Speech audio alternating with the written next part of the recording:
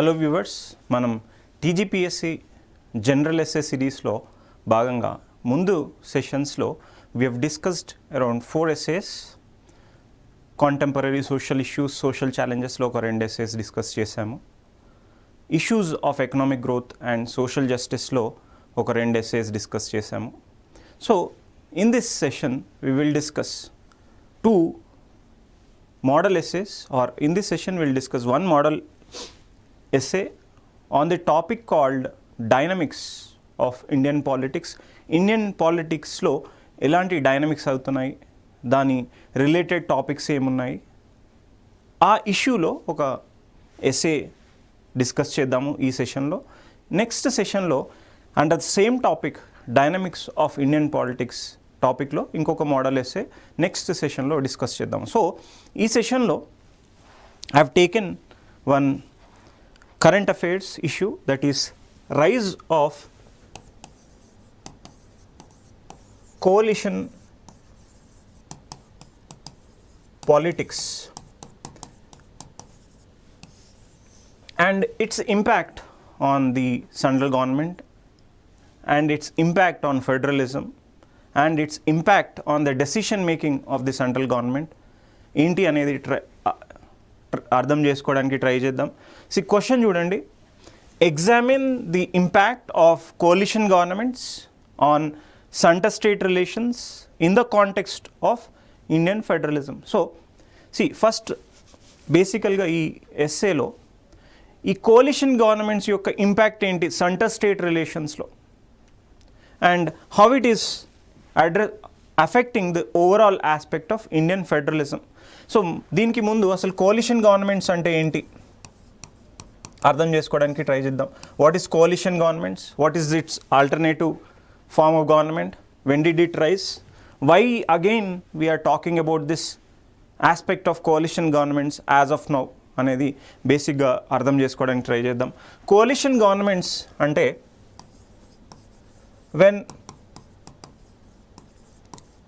multiple governments, multiple parties come together to form a government, it is a coalition government. But this is not the feature of Indian polity after independence. Since 1952 was the first general election. From that time till 1980s, we were not having coalition governments at the center or at the states. In around 30 years, there was complete domination of a single party. This single party didn't took a help of any other regional party while taking decisions, while forming the government. It was completely dominated by one party. There was no need of any other regional party in forming the government. So the style of the functioning, the style of the government during this 30 years was different from what happened after coalition governments came in 1980s.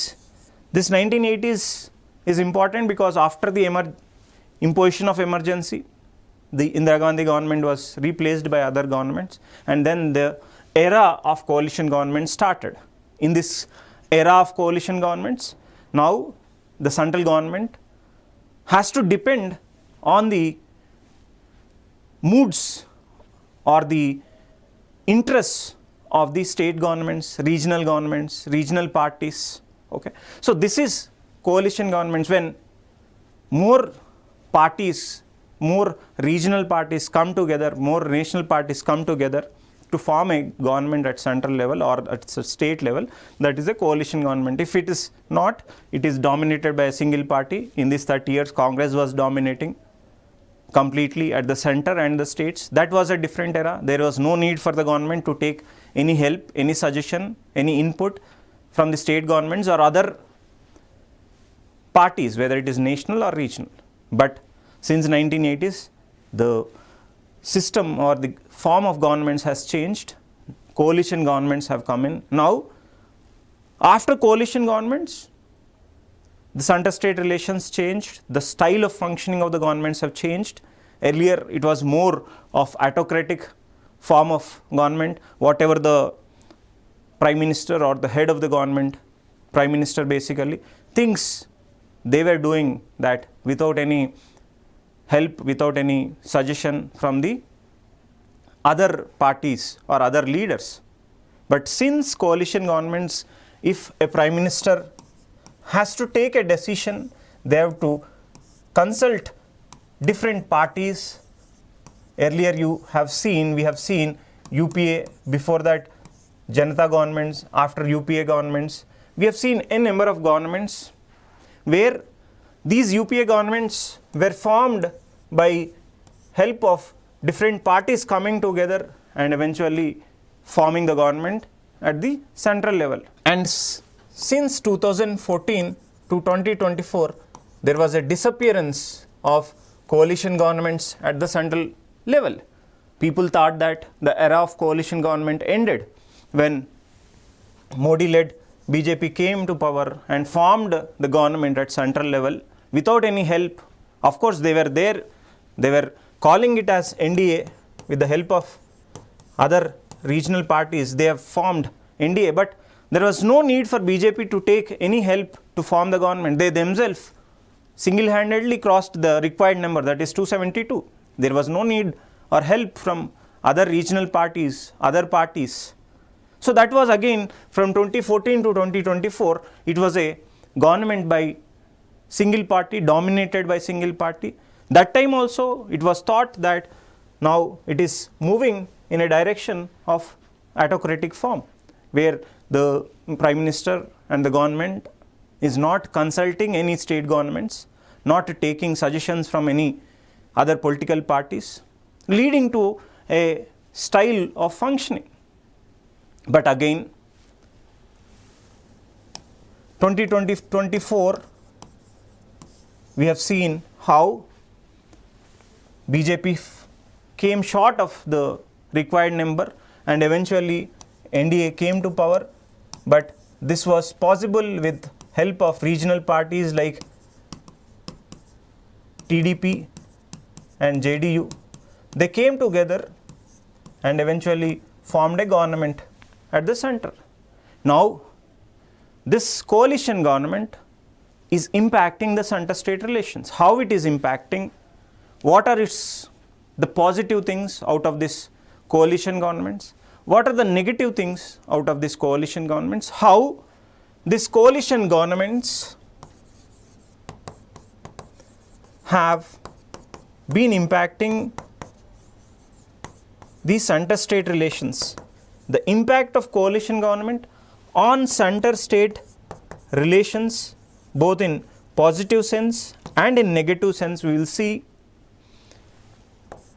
in the overall context of Indian federalism. So that is the crux of the essay, and we'll try to understand that essay. So you can start with the meaning. So examine the impact of coalition governments on center-state relations in the context of overall federalism. You need to talk about few words on federalism also. So just give an introduction by explaining MC. In this series, I've been giving you these essays in point formats. That is only to make it easy for the viewers to understand the topic. But in the essay in general or otherwise also, don't write essays in point formats. Always make sure that you write essays only in paragraph formats. Don't use points ever in the essays. In your GS answers, you can use points. I would say you must use points in your GS answers. But in essays, don't use points. Always ensure that you write your points in a paragraph format only. Okay. So this is your introduction. Then talk about little bit of 2024 Lok Sabha elections, how 2024 again is a watershed moment in the formation of coalition governments. And then this is a thesis statement where we will explain this essay examines how coalition governments influence center-state relations in the context of Indian federalism, particularly in light of evolving political dynamics post 2024 elections. Of course, you need to give a complete perspective since 1980s how coalition governments have affected center-state relations, but that is a brief explanation of the case, and then eventually you need to talk about what is happening in the context of post 2024 election. So the reason for bringing this topic is because after 2024 election, again there is a rise of coalition governments. In that context, there is a possibility that TGPSC can ask a question that on the recent dynamics of Indian politics, that is rise of coalition form of governments. So in that context, we are looking at this topic. So you write this and then rise of coalition governments and then impact. So this aspect is just explaining the rise of coalition governments post 2024, but this is the main aspect, impact of coalition governments on center-state relations. How? See, in your constitution, we will study about center-state relations around Articles 250. From there, you will talk about center-state relations. So in that context, how these center-state relations are being affected because of the rise of coalition governments. We will see first aspect of this, that is empowerment of regional parties in decision making. See, always 1952 to 1980s, it was single party domination.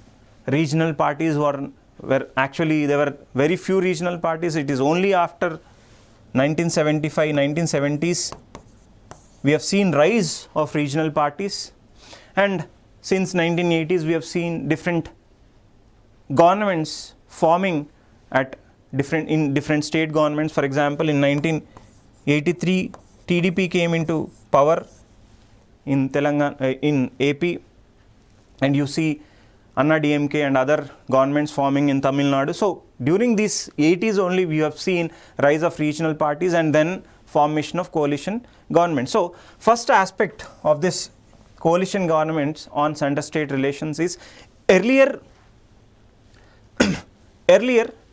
the central government was not taking or the regional governments into context while framing policies, whether it is economic policies, whether it is political policies, whether it is international policies, whatever it may be.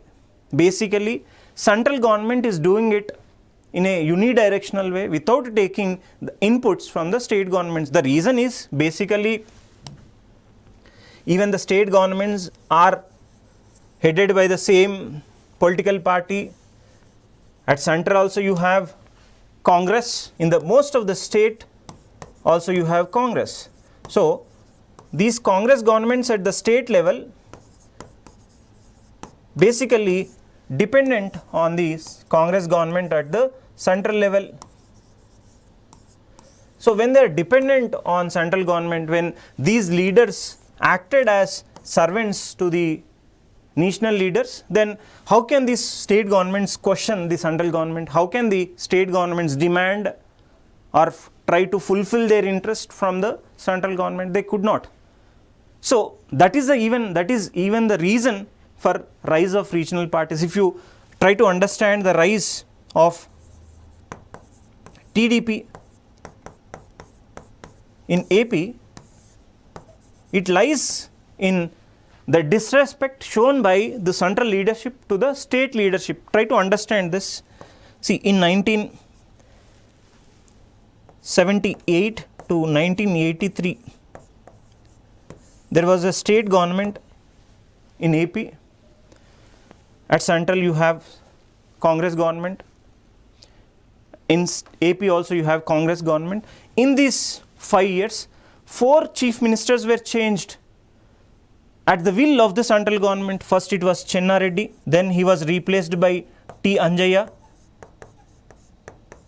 then he was replaced by Venkatram Reddy, then he was replaced by Kotla Vijay Bhaskar Reddy. You see, in 5 years, 4 chief ministers were changed in the state government, that is AP. See, what you can understand from this is basically they have become game, it has become a game, and they have become dolls in the hands of the central government. And one of the reason for the rise of for the rise of TDP is also how this central government has treated these leaders at the state level. For example, T. Anjaya was a chief minister when Rajiv Gandhi came to AP.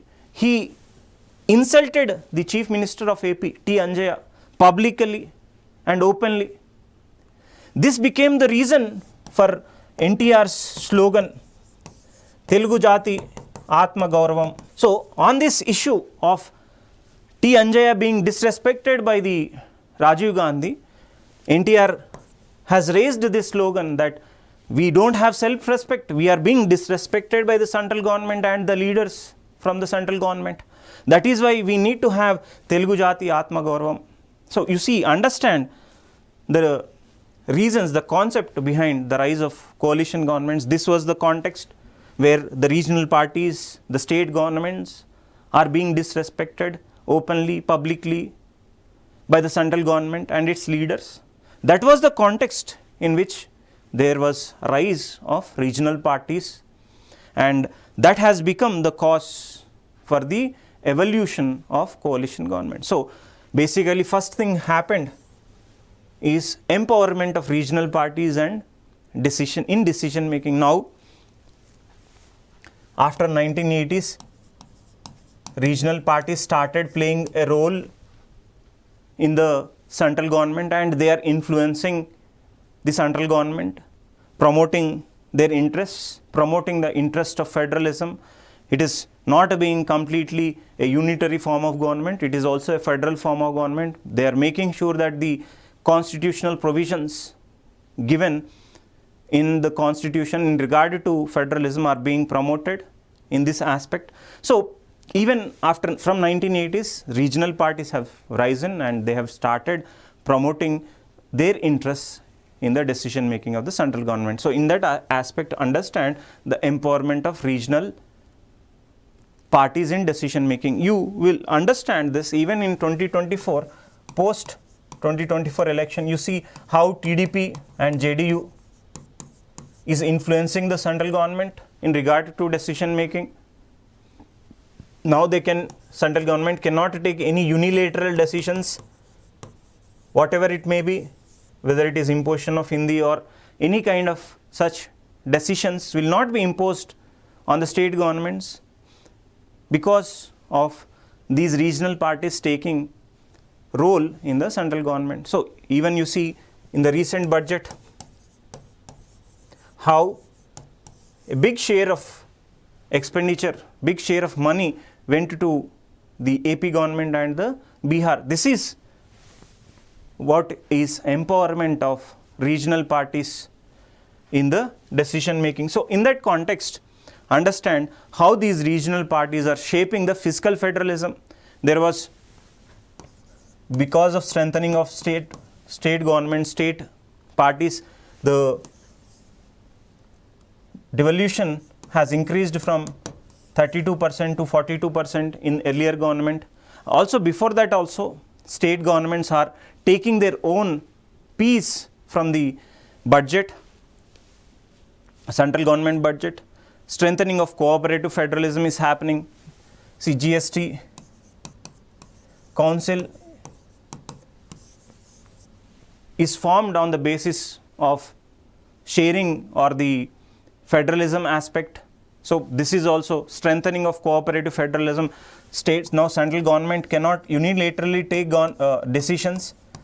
It has to consult the state governments. Now it is TDP, JDU, but earlier there were other governments which have taken role or taken interest in the central government, which have played the role in regard to strengthening, whether it is in the earlier government, TMC and other governments which have, TMC and other parties which have taken part in the UPA also have promoted cooperative federalism, where all units come together, discuss and then take a decision. That is your cooperative federalism. So, that is what has happened.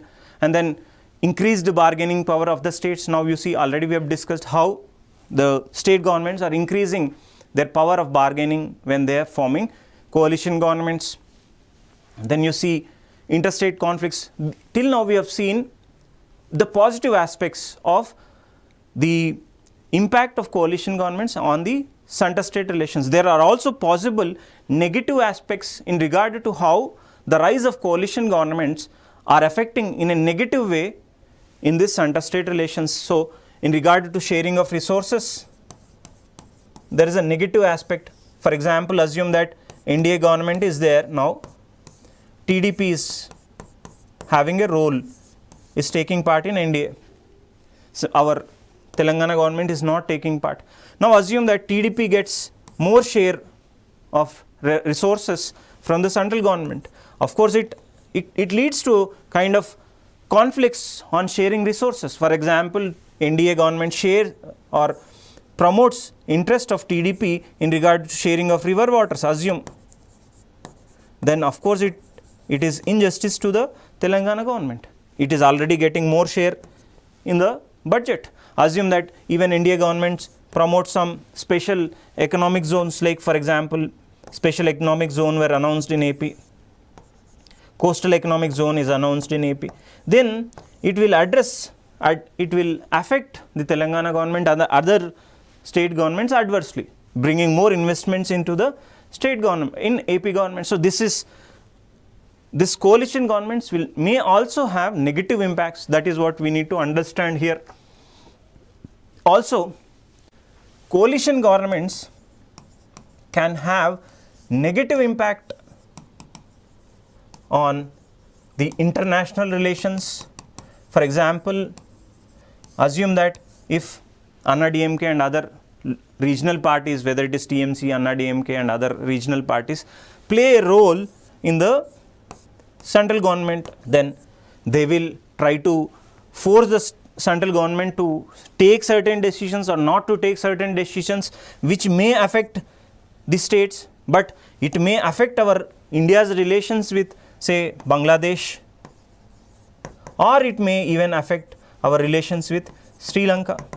For example, the 𝗂𝗽𝗃 Island, Teesta water river sharing, etc., etc. So, even our coalition governments may have a negative impact on center-state relations or the overall interest of the nation. It can also have negative impacts in regard to infrastructure projects. Central government may want to promote certain infrastructure projects where the state governments may interfere and may not let the central government do its actions, or even it may have issues or impact on the national security. For example, central government want to use the central forces, whether it is NIA, CBI, etc., in regard to addressing a security issue at the local level.